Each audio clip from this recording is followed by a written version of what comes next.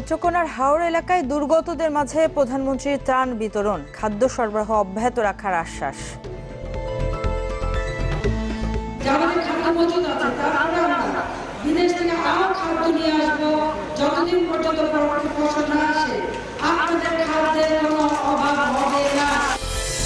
মুন্সিগঞ্জে ৪ দিন আত্মগোপনে ছিলেন ধর্ষণ মামলার আলোচিত আসামি নাইম আশরাফ, বড় শিক্ষা বলছে পুলিশ। হাড়ভাঙা খাটুনির পরও হাড়ি ভাঙা আম নিয়ে দুশ্চিন্তায় রংপুরে চাষিরা, বৈরী আবহাওয়ায় লোকসানের শঙ্কা।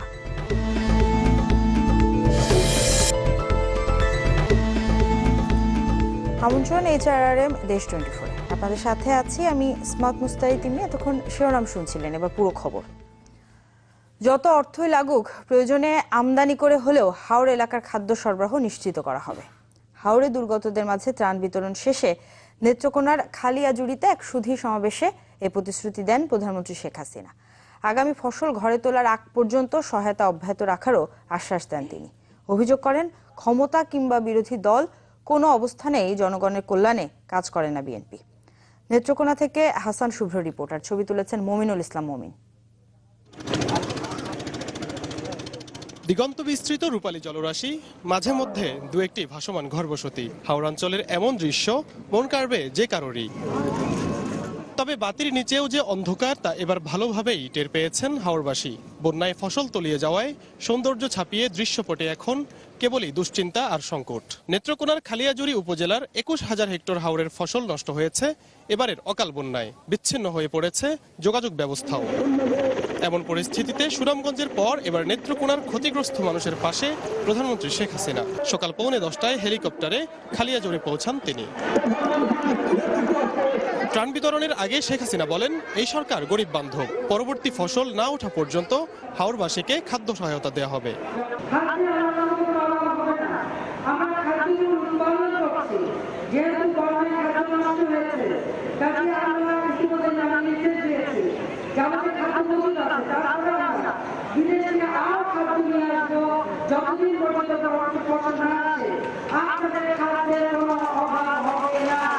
এক ফসলি থেকে বেরিয়ে এসে বহুমুখী চাষাবাদে উদ্যোগী হতে হাওড় জনপদবাসীকে পরামর্শ দেন শেখ হাসিনা। আশ্বাস দেন, নতুন নতুন প্রকল্প বাস্তবায়নের মাধ্যমে তাদের উন্নয়নের।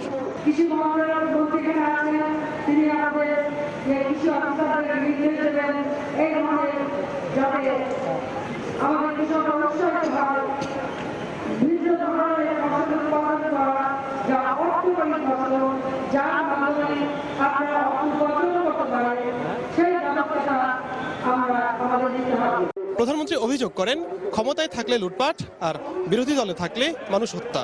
এটাই বিএনপির রাজনীতি।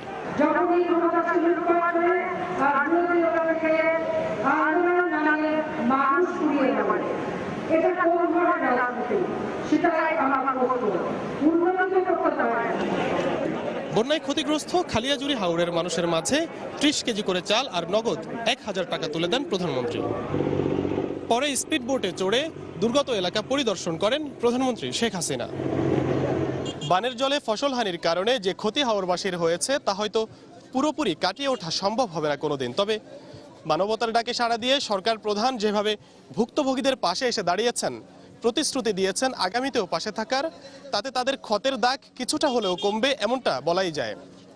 সংকট কাটিয়ে দ্রুত স্বাভাবিক জীবনে ফিরবে এই জনপদের খেটে খাওয়া মানুষগুলো, এমনটাই প্রত্যাশা সবার।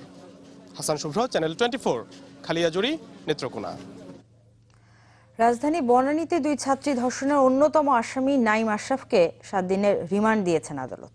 মুন্সিগঞ্জ থেকে গত রাতে গ্রেপ্তারের পর আজ দুপুরে তাকে আদালতে নিয়ে 10 দিনের রিমান্ড চায় গোয়েন্দা পুলিশ।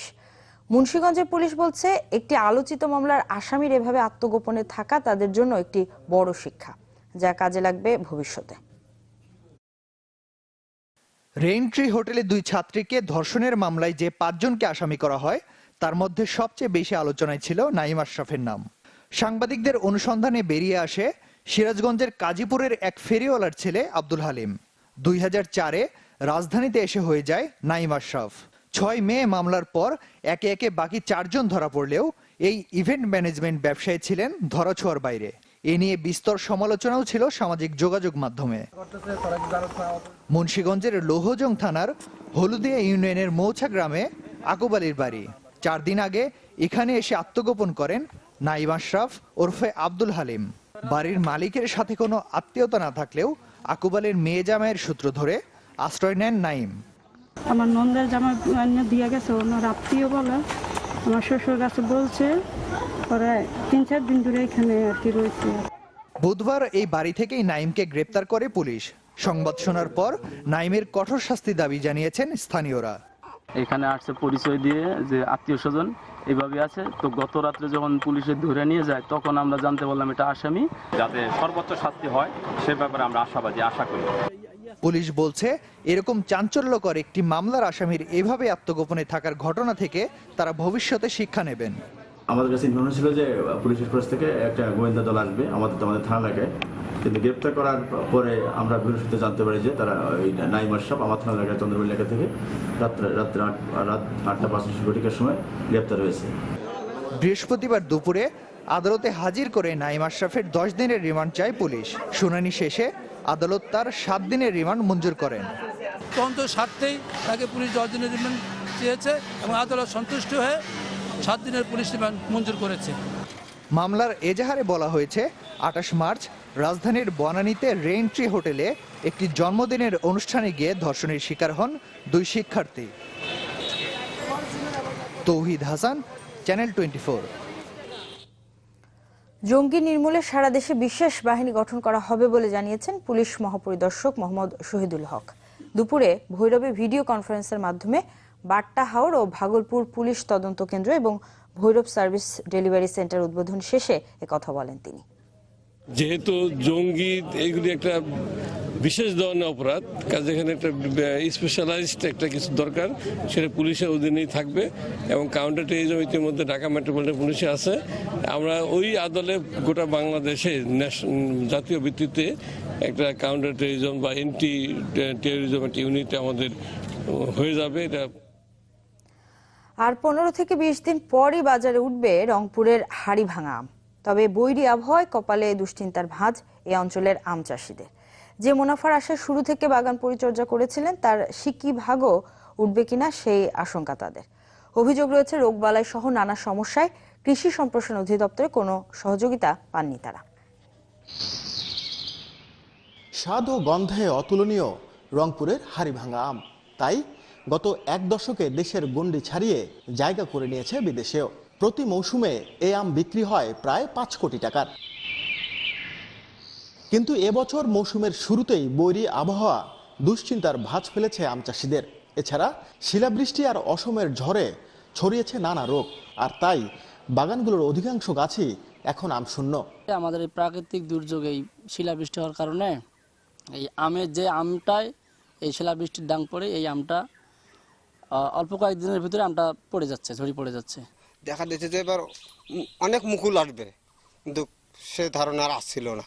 কিন্তু ফাঁকে ফাঁকে যেটা আসছিল সেটা আসার পরও আম আড়ক হয়েছিল, কিন্তু অনেক হওয়ার পরে ওই আমটা ঝরে পড়ে গেছে। চাষিরা বলছেন শুরু থেকে বাগান পরিচর্যা করে আসলেও এখন ফল আটকানো মুশকিল হয়ে পড়েছে। এতে বেড়েছে লোকসানের সংখ্যা। এছাড়া এমন দুঃসময়েও কৃষি বিভাগের অসহযোগিতার অভিযোগ করেন তারা। কৃষি অফিসার তো এখানে আইসে না, কোনো পরামর্শ দেয় না। যদি ডাকেন ওই যে আবুল তেবুল কিছু কয়া লেখি টেকি দিয়ে যায়, সেটা তো কাজ হয় না। 20,000 টাকা দিয়ে আমের বাগান কিনছি, আমি তো সবে দেখছেন পড়ে গেছি। পরে আমাদের 10 ভাগে আমরা 2 ভাগে পাবো না, 8 ভাগে আমাদের ক্ষতির পর্যায়ে চলে গেছি। তবে চাষিদের এই অভিযোগ মেনে নিতে রাজি নয় কৃষি সম্প্রসারণ অধিদপ্তর। ভ্রাম্যমাণ কৃষি পরামর্শ সেবা এখানে আমরা চালু করছি। সেই সেবার মাধ্যমে মাঝে মধ্যে আমরা ড্রাইভ করে সে সমস্ত জায়গায় যে কৃষকদেরকে তাৎক্ষণিকভাবে পরামর্শ দিচ্ছি। বিভিন্ন সময় ট্রেনিংয়ে যারা আম চাষি তাদেরকে আমরা ফর্মালি বা নন ফর্মালি প্রশিক্ষণ তাদের দিয়ে দিই আর কি। চলতি বছরে রংপুরের 1500 হেক্টর জমিতে চাষ হয়েছে উত্তরের ঐতিহ্য হাড়িভাঙা আমের। নাজমুল ইসলাম নিশাত, চ্যানেল 24, রংপুর। HRRM দেশ 24-এ একটা বিরতি নিচ্ছি, ফিরছে একটু পরেই, সাথেই থাকুন।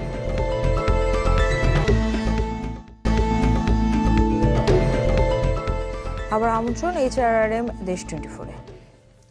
সুনামগঞ্জের ছাতকে জমি নিয়ে বিরোধে দুদল গ্রামবাসীর সংঘর্ষে 2 জন নিহত হয়েছেন, আহত হয়েছেন অন্তত 20 জন। পুলিশ জানায় দুপুরে উপজেলার জাওয়া বাজারে কোনাপাড়া গ্রামের আব্দুল ওয়াহিদের সাথে হাবিবপুর গ্রামের কাহার মিয়া সমর্থকদের কথা কাটাকাটি হয়। এক পর্যায়ে দেশীয় অস্ত্রশস্ত্র নিয়ে সংঘর্ষে জড়ায় তারা। ঘটনাস্থলে গিয়ে পরিস্থিতি নিয়ন্ত্রণে আনে পুলিশ। এতে গুরুতর আহত দুজনকে সিলেট ওসমানী মেডিকেল কলেজ হাসপাতালে ভর্তি করা হলেও বাঁচানো যায়নি। আহতদের স্থানীয় হাসপাতালে ভর্তি করা হয়েছে।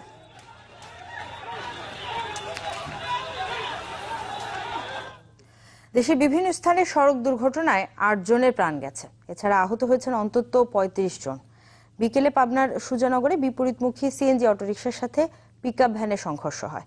এতে গুরুতর আহত ৫ জনকে স্থানীয় হাসপাতালে নেওয়া হয়, কিন্তু উপসহকারী ভূমি কর্মকর্তা লিটন ও ফরহাদ নামে দুজনকে মৃত ঘোষণা করেন চিকিৎসক।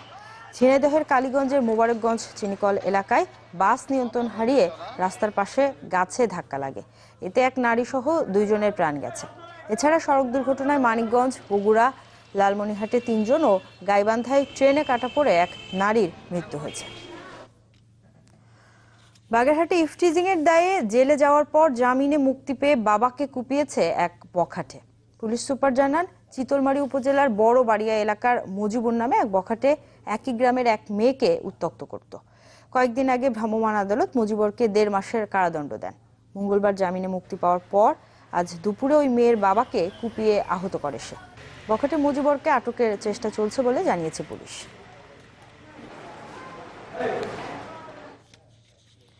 ব্রাহ্মণবাড়িয়ার আখাউড়া স্থলবন্দর দিয়ে ভারতের ত্রিপুরায় মাছ রপ্তানি বন্ধ প্রায় ২.৫ মাস ধরে।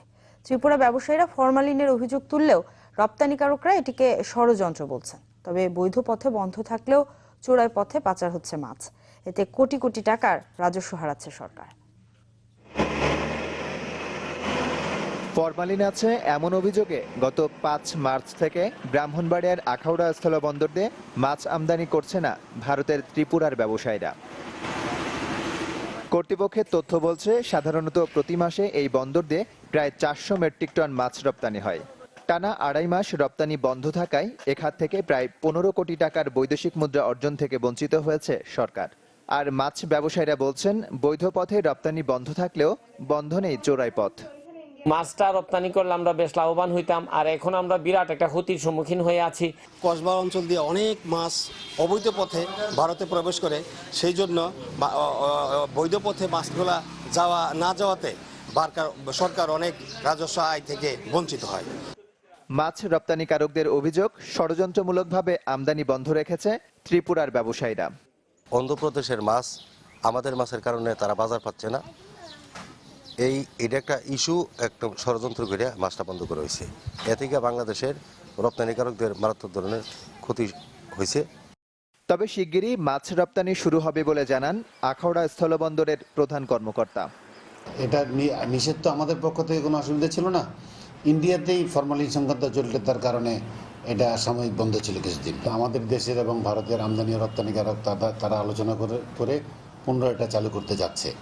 গত বছর আখাউড়া বন্দর দিয়ে মাছ রপ্তানিতে আয় হয়েছে প্রায় ৭৭ কোটি টাকা। Desk report, channel 24। HRRM দেশ 24-এ আরো একটা বিরতি নিচ্ছি, ফিরছে একটু পরেই, সাথেই থাকুন।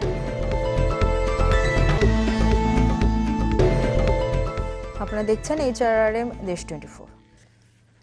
সময় মতো পরীক্ষা দিতে না পারা এবং অতিরিক্ত শিক্ষার্থী ভর্তির প্রতিবাদে বিক্ষোভ করেছেন রাজশাহীর শাহ মখদুম মেডিকেল কলেজের শিক্ষার্থী ও অভিভাবকরা। শিক্ষার্থীরা জানান, গত ১৬ মে পরীক্ষার প্রবেশপত্র পাওয়ার কথা থাকলেও তারা তা পাননি। উল্টো ২০ তারিখ থেকে পরীক্ষা শুরুর কথা থাকলেও তা নভেম্বরে আগে নেওয়া সম্ভব নয় বলে জানায় কর্তৃপক্ষ। এমন পরিস্থিতিতে দুপুরে ক্ষুব্ধ শিক্ষার্থী অভিভাবকরা পরীক্ষার দাবিতে বিক্ষোভে নামে। এ সময় প্রতিষ্ঠানটির বৈধতা নিয়েও প্রশ্ন তোলেন তারা। ঢাকা টাঙ্গাইল সরাসরি ট্রেন চালুর দাবিতে মানববন্ধন হয়েছে। সকালে জেলার কেন্দ্রীয় শহীদ মিনারের সামনে কর্মসূচির আয়োজন করা হয়। ঘণ্টাব্যাপী এই মানববন্ধনে অংশ নেন বিভিন্ন শ্রেণী পেশার মানুষ। ঢাকা টাঙ্গাইল সরাসরি ট্রেন চালুর দাবি জানান বক্তারা। জানান, দাবি আদায়ে কর্মসূচি অব্যাহত থাকবে।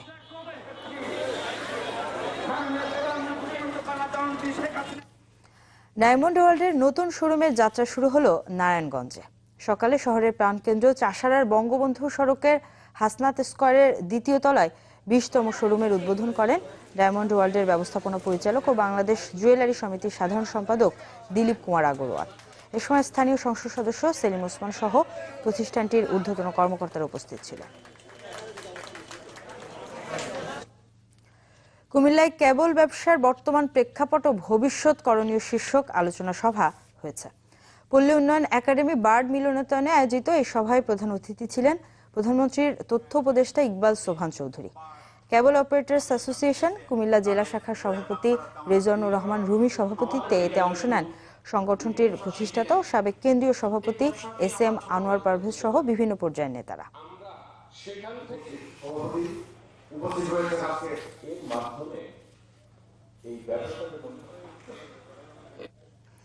এই ছিল HRRM দেশ 24। এতক্ষণ সাথে থাকার জন্য আপনাদের সবাইকে ধন্যবাদ।